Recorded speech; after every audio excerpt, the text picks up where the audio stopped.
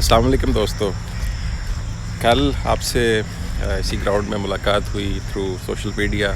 और आपका बड़ा अच्छा रिस्पांस रहा और आपने बड़ा अप्रिशिएट किया। मेरा ख़्याल था कि हिस्ट्री और पाकिस्तान स्टडीज़ की लेक्चरशिप के हवाले से जो मैंने कल गुफ्तगू की है वो काफ़ी है, लेकिन बहुत सारे स्टूडेंट्स का, दोस्तों का ये ख़्याल है कि आप पाकिस्तान स्टडीज़ के लिए स्पेसिफ़िक बातचीत करें, कोई गुफ्तगू करें। तो ये सेपरेट हो नहीं सकती बिकॉज़ दोनों सब्जेक्ट्स ओवरलैप करते हैं, एलिजिबिलिटी क्राइटेरिया आलमोस्ट सेम है, सिलेबस भी काफ़ी हद तक सेम है, लेकिन इसके बावजूद कुछ चीज़ें ऐसी हैं जो पाकिस्तान स्टडीज़ स्पेसिफ़िक हैं। तो मैंने फिर कल जो मैसेजेस आए, जो आपके कमेंट्स आए, उसके बाद फ़ैसला किया कि चलें आज थोड़ी सी पाकिस्तान स्टडीज़ के हवाले से गपशप लगाते हैं और बात करते हैं कि पाकिस्तान स्टडीज़ के लिए आपको किन चीज़ों की ज़रूरत है। जो मैंने कल वीडियो रिकॉर्ड की थी उसका लिंक भी मैं आज की इस वीडियो के डिस्क्रिप्शन में डाल रहा हूँ, ताकि जो लोग कल वाली वीडियो नहीं देख सके वो पहले उसको देख लें, उनको अंदाज़ा हो कि कल हमने क्या गुफ्तगू की थी, तो फिर आज वाली वीडियो देखें और दोनों को लिंक करके आप देखें तो फिर आपको ज़्यादा मज़ा आएगा। तो इस सिलसिले में पहली अर्ज़ तो ये है कि लेक्चरशिप पाकिस्तान स्टडीज़ के लिए 4 तरह के लोग एलिजिबल होंगे। पहले तो ख़ुद जिन्होंने एमए पाकिस्तान स्टडीज़ किया हुआ है, दूसरा वो लोग जिन्होंने एमए हिस्ट्री किया हुआ है, और तीसरा वो लोग जिन्होंने एमए पॉलिटिकल साइंस, और चौथे एमए इंटरनेशनल रिलेशंस। तो इस तरह जिनके पास 4 तरह की मास्टर डिग्री है, एटलीस्ट सेकंड डिवीज़न, तो वो सारे एलिजिबल हैं। आज सुबह मैं वेबसाइट पर देख रहा था, जो पाकिस्तान स्टडीज़ की लेक्चरशिप के लिए अब तक एप्लीकेशंस आ चुकी हैं वो हिस्ट्री से ज़्यादा है, और तकरीबन 2500 के करीब फ़ीमेल लेक्चरर्स के लिए और इतनी ही मेल लेक्चरर्स के लिए एप्लीकेशंस आ चुकी हैं। और आप इसे अंदाज़ा लगा सकते हैं कि 10 + 7 17 सीट्स के लिए 5000 के करीब एप्लीकेंट अब तक आ चुके हैं, और अभी एप्लीकेशंस जमा करवाने की डेट में 2 दिन बाकी हैं, यानी कि आज 7 सितंबर और कल 8 सितंबर। हो सकता है इसमें 500-700 एप्लीकेंट बढ़ जाएं। तो पाकिस्तान स्टडीज़ की तैयारी कहाँ से करें, इसका सिलेबस क्या है, कौन से ऑथर्स की बुक्स ख़रीदें या स्टडी करें, और फिर इसके ऑब्जेक्टिव क्वेश्चंस का पैटर्न क्या होगा, और आप किस तरह टॉप 100 में आ सकते हैं या किस तरह क्वालिफाई कर सकते हैं। तो पहले आपके जहन में ये होना चाहिए कि पाकिस्तान स्टडीज़ के लिए जो सिलेबस है वो कमोबेश ये जो ग्राउंड आपको नज़र आ रहा है इतना ही वसी है, इतना ही फैला हुआ है, और उसमें बहुत ज़्यादा वुसअत है। तो कोई ये प्रेडिक्ट नहीं कर सकते कि इतने पोर्शन से आपको ये सवालात पूछेंगे, वो बहुत वास्ट है। देखिए, पाकिस्तान स्टडीज़ के लिए आपको तारीख़ भी आनी चाहिए, आपको स्फिक्स का भी पता होना चाहिए, आपको पाकिस्तान की इकॉनमी का भी अंदाज़ा होना चाहिए, पाकिस्तान का जोग्राफिया, पाकिस्तान की जो तहज़ीब है, कल्चर है, यहाँ के नॉर्म्स हैं, वैल्यूज़ हैं, ये सारी चीज़ें पाकिस्तान स्टडीज़ की डोमेन में आती हैं। तो एक तो इसका सिलेबस बहुत ज़्यादा वसी और रीज़ है, फैला हुआ है, और इसके लिए कुछ पोर्शन ऐसा है जैसे हिस्ट्री का, इसमें जो हिस्ट्री का पोर्शन है वो प्री पार्टीशन या पाकिस्तान बनने से पहले का भी है। अगरचे इसका टाइटल जो है पाकिस्तान स्टडीज़ है या पाकिस्तान से मुतालिक इंफॉर्मेशन या मालूमात या सवालात होने चाहिए, लेकिन चूँकि पाकिस्तान की अपनी एक तारीख़ भी है जिसे हम प्रोटो पाकिस्तान कहते हैं, पाकिस्तान बनने से पहले की तारीख़। तो अगर आप पिछले पेपर्स देखें तो आपको उसमें ऐसे बहुत सारे ऑब्जेक्टिव सवालात नज़र आएंगे जो पाकिस्तान बनने से पहले के हैं। मिसाल के तौर पर 1857 की वार ऑफ इंडिपेंडेंस से लेकर 1947 तक का जो पोर्शन है, जिसमें सर सैयद अहमद ख़ान की कंट्रीब्यूशन है पाकिस्तान हिंदुस्तानी मुसलमानों के हवाले से। इसी तरह इस अरसे में जो इम्पॉर्टेंट हिस्ट्री के माइलस्टोन्स हैं, जैसे ऑल इंडिया नेशनल कांग्रेस का बनना, तक़सीम बंगाल, तहरीक खिलाफत, कायद आज़म के 14 निकात, कांग्रेसी मिनिस्ट्रीज़, और इस तरह के जो बहुत सारे और टॉपिक्स हैं, लाहौर रेजोल्यूशन है, जो डिफरेंट मिशंस आते रहे हिंदुस्तान में अंग्रेज़ों की तरफ से, اسی طرح جو یہاں پر قانون سازی ہوتی رہی، آئین سازی ہوتی رہی، جو مختلف ریفارمز آتی رہیں، کانسٹیٹیوشنل ریفارمز آتی رہیں، وہ ساری کی ساری اس کی ڈومین میں آتی ہیں۔ اسی طرح اگر پاکستان بننے کے بعد کی بات کریں تو ایک حصہ ہے اس کی گورنمنٹ اینڈ پالیٹکس کے حوالے سے کہ پاکستان میں جو مختلف حکومتیں رہیں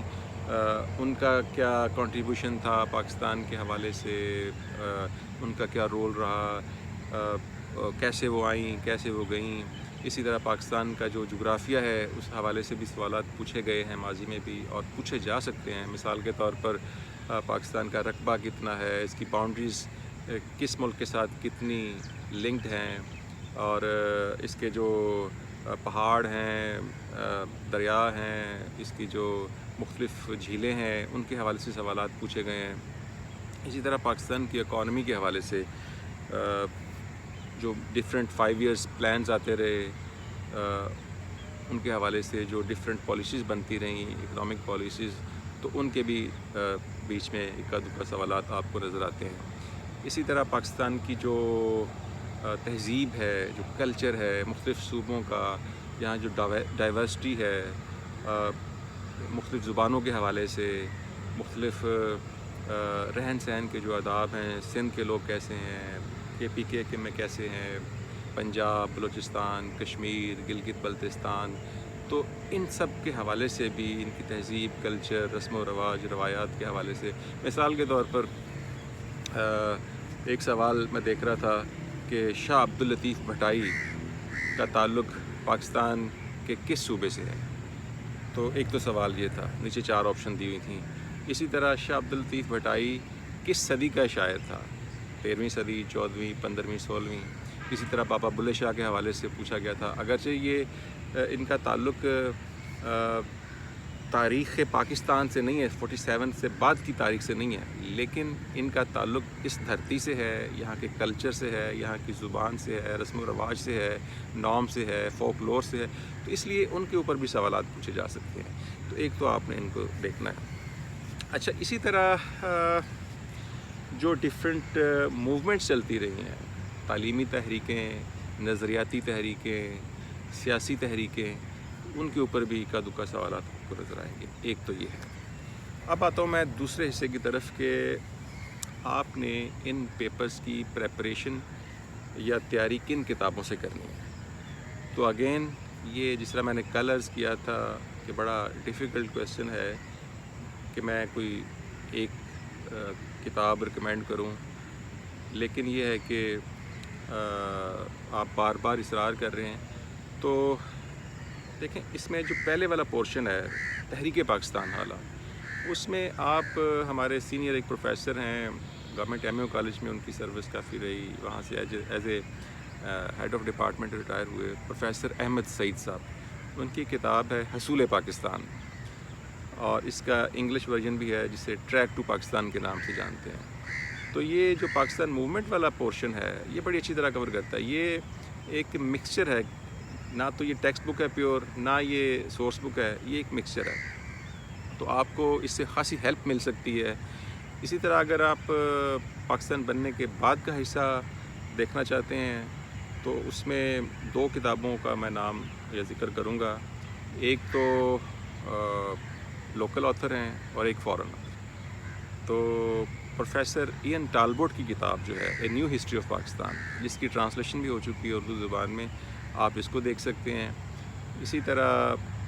ڈاکٹر صفدر محمود کی جو کتاب ہے، اس کا بھی اردو اور انگلش دونوں ورژن اویلیبل ہیں۔ اردو میں اس کا ٹائٹل ہے پاکستان تاریخ و سیاست، اور جو انگلش میں ہے وہ ہے political roots and development in Pakistan. تو یہ کتابیں آپ دیکھ سکتے ہیں جن سے آپ کو کچھ ہیلپ مل سکتی ہے۔ لیکن اس کے علاوہ میں آپ کو کہوں گا کہ کوئی ٹیکسٹ بک بھی دیکھیں جو آبجیکٹیو بیسڈ ہو، جس میں معروضی سوالات دیے گئے ہوں، لیکن یہ میں دوبارہ کہوں گا کہ کسی ایسے آتھر کی دیکھیں جو خود بھی ٹیچ کرتا ہو، پڑھاتا ہو، اس کو اندازہ ہو، اس کی اتھینٹسٹی پر کویسچن نہ ہو، جو اس نے MCQs ارینج کیے ہیں وہ قابل اعتبار ہوں، ان کے جوابات جو ہیں وہ ریلائبل ہوں، تو یہ آپ دیکھ سکتے ہیں۔ اچھا، ایک آپ کو مشورہ یہ ہے کہ آپ پچھلے پیپر ضرور دیکھیں، پبلک سروس کمیشن کے جو لیکچرشپ کے امتحانات کے حوالے سے پچھلے پیپرز ہیں ان میں سے بہت سارے جو ہیں وہ نیٹ پر اویلیبل ہیں، وہ آپ دیکھیں، اس سے آپ کو ایک اندازہ ہوگا، ایک ڈائریکشن ملے گی کہ کس طرح کے سوالات آ سکتے ہیں، کس طرح کے سوالات پوچھے جا سکتے ہیں، یہ آپ ضرور دیکھیے۔ جیسے ان پیپرز کو دیکھ کر مجھے اندازہ ہوا کہ بہت سارے جنرل نالج کے بھی سوالات پاکستان اسٹڈیز کے اس پیپر میں شامل کیے جاتے ہیں۔ مثال کے طور پر پاکستان بننے کے بعد یہاں کا پہلا اردو اخبار کون سے تھا،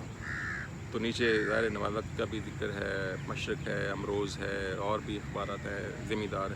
تو آپ نے دیکھنا ہے کہ کچھ ایسے اخبارات ہیں جو پاکستان بننے سے پہلے پبلش ہوتے تھے، کچھ ظاہر ہے کہ بعد میں،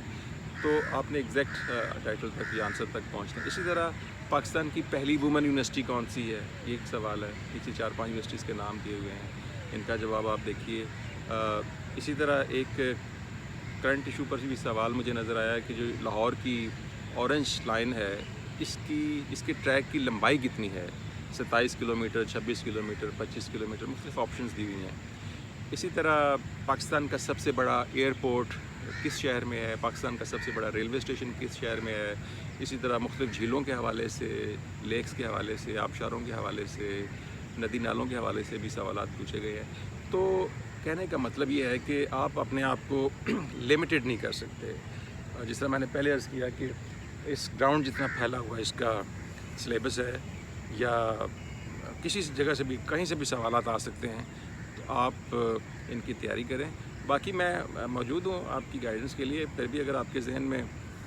کوئی سوال ہے تو آپ پوچھ سکتے ہیں، کمنٹ کر سکتے ہیں، انشاءاللہ کوشش کروں گا ان کو فوری رپلائی کرنے کی۔ چلیں جی، بہت شکریہ، آج اتنا ہی، پھر دیکھیں گے اگر موقع ملا تو دوبارہ آپ سے انٹریکٹ کریں گے۔ اللہ حافظ۔